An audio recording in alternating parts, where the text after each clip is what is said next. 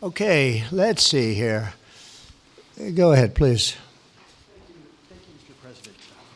Earlier today, you told me that you believe that foreign countries pay tariffs, but Americans who are concerned about higher prices believe, as most people do, that they're paid by consumers and importers when they import things into this country.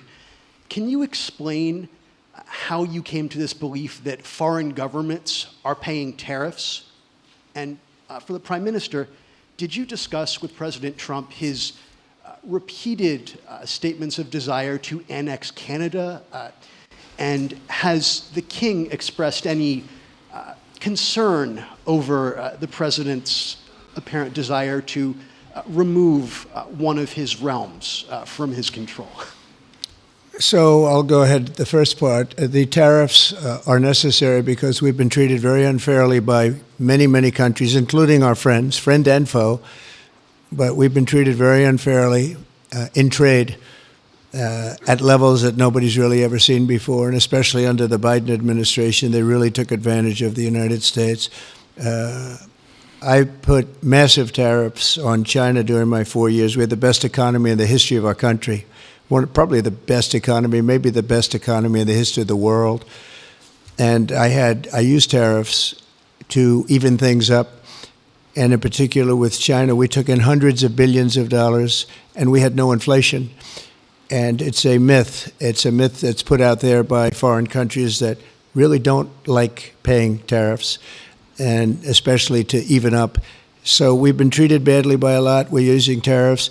And I find, and you just have to look at the numbers, but I find that it's not about inflation, it's about fairness, and the inflation for us has not existed, and I don't think it's going to exist. We're going to bring our car industry back, we're going to bring our chips back, we're going to bring so many things back to our country, including pharmaceuticals and drugs, and the thing that's going to get us there is tariffs. And I say often, it's my favorite word in the dictionary, but I always preface that by saying now, because I got into a lot of trouble with the fake news where they say that's not good, so I say God, love, family, wife, they're all my favorite words, but tariff is about number 4 or 5 on the list.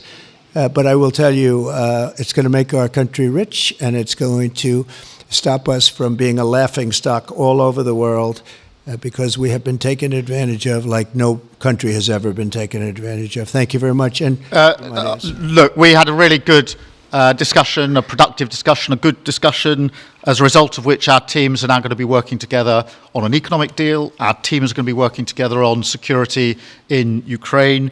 You mentioned Canada. I think you're trying to find a divide between us that doesn't exist. We're the closest of nations, and we had very good discussions today, but we didn't discuss Canada. Thank you. Please. Go ahead. Go ahead. Yes. Thank you. Hi, Natasha Clark from LBC. Mr. President, you've said you're working on a new trade deal with Britain, which we of course welcome. President Obama once said Britain was at the back of the queue for that trade deal. Where are we now? When do you think we're going to see that? And Prime Minister, the BBC has today admitted serious flaws over the recent Gaza coverage, suggestions of payments made to people linked to Hamas. Does the BBC still have your trust? Thank you. Well, they didn't do well with President Obama. He'd never got a lot of things done, and he didn't get a trade deal done that was of any importance or magnitude. We've had great discussions on trade, and I think we're going to have a deal done rather quickly as it can be done. We're going to have something, I think, rather quickly. We expect to do that. Okay?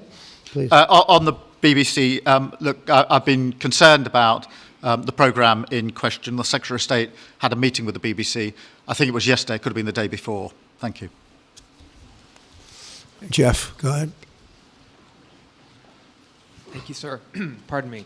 Mr. President, do you support Article 5 of the NATO treaty? And are you concerned that it might be triggered if European peacekeeping forces end up in Ukraine? I support it. I don't think we're going to have any reason for it. I think we're going to have a very successful peace, and I think it's going to be a long-lasting peace. And I think it's going to happen hopefully quickly. If it doesn't happen quickly, it may not happen at all. And we want it for 2 reasons. Number one, I want to see on a humane basis, I want to see soldiers stop getting shot, because largely it's soldiers now. Towns have been obliterated, but it's largely that. And I don't want to pay billions and billions and billions of dollars, nor does the Prime Minister or anybody else, on a senseless war that should have never happened. And we're going to get it taken care of. But I think it's going to be a peace that's going to be long-lasting. Do you have a question for the Prime Minister? Thank you. Mr. Prime Minister, you were asking the President today about a backstop for Europe if the peacekeeping force ends up in Ukraine. Did you feel like you got a satisfying answer for yourself and for Europe? And Mr. President, if you want to comment on that as well, please do. I felt we had a very productive discussion. Obviously, as the President says, the deal has to come first. But yes, our teams are going to be talking about how we make sure that deal sticks, is lasting and enforced. So our teams will be talking about that. Okay. Please, Blue. Mr. President, some experts think it could take more than a decade to mine the precious minerals from Ukraine. How much should the U.S. expect to receive, and when do you expect to see that come to fruition? Well, we're never going to know that answer, but by our being in Ukraine and doing the exploration and also the digging and taking the rare earth, which we need in our country very badly, we'll be doing a substantial amount of work, probably about at least what we have in there, and we hope to be able to do that. You never know when it comes to that. You know, you dig and maybe things aren't there like you think they're there, but we'll be spending a lot of time there. It'll be great for Ukraine. It's like a huge economic development project, so it'll be good for both countries. Okay? Please. Prime Minister, excuse me, Prime Minister, you've talked about putting British soldiers' boots on the ground in Ukraine in the event that President Trump succeeds with his peace deal. But can you do that without a firm assurance that America will have our back in the form of some kind of security guarantee were Putin to breach that agreement? And Mr. President, tomorrow you're seeing President Zelensky to sign this deal on minerals and energy that could be hugely important to the United States. Will you take the opportunity to apologize to him for calling him a dictator while praising Vladimir Putin, who is a dictator? Well, Robert, let me start by saying I've been really clear today and previously that I think that European countries, including the United Kingdom, need to step up in our own defence and security. We've been doing that in recent days. You saw the announcement we made on spending just the other day. In addition to that, I've made it clear that the United Kingdom will play its full part in ensuring that if there's a deal, and we hope there is a deal in Ukraine, that is a lasting deal that sticks. And we're obviously working with other European countries on that, France and NATO in particular. But I think I'm hosting 18 countries on Sunday to further our discussions. You heard from the President this morning that, you know, as historically has always been the case, we have each other's backs. And today we've been talking about the deal, how that will be a lasting deal. And coming out of this, our teams will now be talking in detail about that. And I think we're going to have a very good meeting tomorrow, 11 o'clock. And I think we're going to have a very good meeting tomorrow morning. We're going to get along really well. Okay? We have a lot of respect. I have a lot of respect for them. We've given them a lot of equipment and a lot of money, but they have fought very bravely, no matter how you figure it. They have really fought. Somebody has to use that equipment, and they have been very brave in that sense. Yeah, please, go ahead. The ceasefire deal is nearing an end this Saturday, and there's been some worry that phase 2 might never get there. Do you believe that phase 2 of the ceasefire in Gaza will come to fruition? And have you spoken to Netanyahu about it? And for the Prime Minister, this peacekeeping deal has been pushed forward by the UK and France as well. Have you been in discussions with any other European countries to join this initiative? And are you expecting Commonwealth countries to also join the effort? Thank you. So we're working very hard in the Middle East and Gaza and all of the problems, and it's been going on for years and years and centuries and centuries. It's It's a tough neighborhood, but it could be a very beautiful neighborhood, and I think we're going to come up with some pretty good solutions. But phase one is almost complete.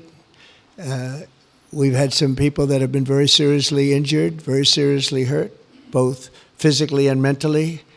They've come out of there and some of them in very, very bad shape. It's shocking. Many young people aren't in bad shape. Young people are strong, healthy. They don't die. People have come out dead, young people and old people. It's a rough situation, but I think we're going to make it much better, and I think that we've had a huge impact on that since we've been in just the 4 weeks. I think we've had a huge impact on Gaza, the Middle East, and we have some pretty good talks going on concerning lots of other people that are going to make it better. So we'll see what happens. Nobody really knows, but we'll see what happens. But I think we've had a very positive impact. Prime Minister? Yeah, on the question of the European countries, yes, I've spoken to a number of countries, particularly in the last few weeks. We had a meeting in Paris last week. I've got a meeting on Sunday with 18 countries to further our discussions. Obviously, we've been talking quite intensely to our French colleagues and to NATO, but to other countries as well, because, as I say, I think it's important for European countries, including the United Kingdom, to step up and do more in the defence and security of Europe and our continent and the United Kingdom, and we'll do so. Well, we're talking to a number of other countries. Thank you. Yes, in the red, please. Pink red, flaming red. Is it me or her? Go ahead. Okay, thank you, Mr. President. A question on Ukraine. Number one is, if you're not considering the security guarantees, are you open to other forms of, for example, intelligence cooperation with Ukraine?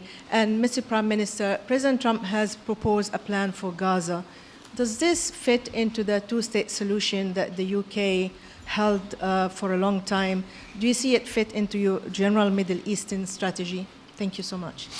Yeah, thank you very much. We're open to many things, but before I even think about that, that's almost pleasant to think about because that would mean that peace has been arrived at. We have to arrive at that peace. And, you know, you went 3.5 years with an administration that never even really had a meeting. They didn't have a meeting on peace. And there was no prospect of peace. I think, frankly, Russia wanted to go through the whole long deal. I don't think they do anymore. I don't think they do. We had a very big impact on that whole situation. But I don't like talking about phase two until I get phase one. Phase one is I have to make peace. And we have to get Russia to agree. We have to get Ukraine to agree. And I think we will, I think we've come a long way. I believe we're going to get it done. I wouldn't say that if I didn't think so. And I think it will be very important, very historic, and we're going to save a lot of lives. On the question of Gaza, the last few weeks of the ceasefire have been very impactful. And for me, there are two images that I remember more than any other. The first is Emily Damari, who is British, being reunited with her mother. You may remember she had her fingers missing after what she endured. That was an incredible moment. I'd spent a lot of time with her mother whilst she was held captive, and her mother went through absolute torture. The other image was thousands of Palestinians marching through rubble, trying to return to their communities and their homes. So we have to do everything we can to ensure that the ceasefire continues, so that more hostages can be returned, so that aid can be brought in that's desperately needed. And we need to allow Palestinians to return and to rebuild their lives, and we must all support them in doing that. And yes, I believe that the two-state solution is ultimately the only way for a lasting peace in the region. And think of that, she came home with her fingers and part of her hand blown off. That's terrible. How bad does it get? And we had others that came home in much worse shape than that. Yeah. It's a terrible situation. Please, yes. Thank you. Mr. President, did our Prime Minister persuade you not to put tariffs on the UK? And if I may, Prime Minister, do you think that Vladimir Putin is a man who will keep his word? Thanks. He tried. He was working hard, I'll tell you that. He earned whatever the hell they pay him over there. But he tried. I think there's a very good chance that in the case of these two great friendly countries, I think we could very well end up with a real trade deal where the tariffs wouldn't be necessary.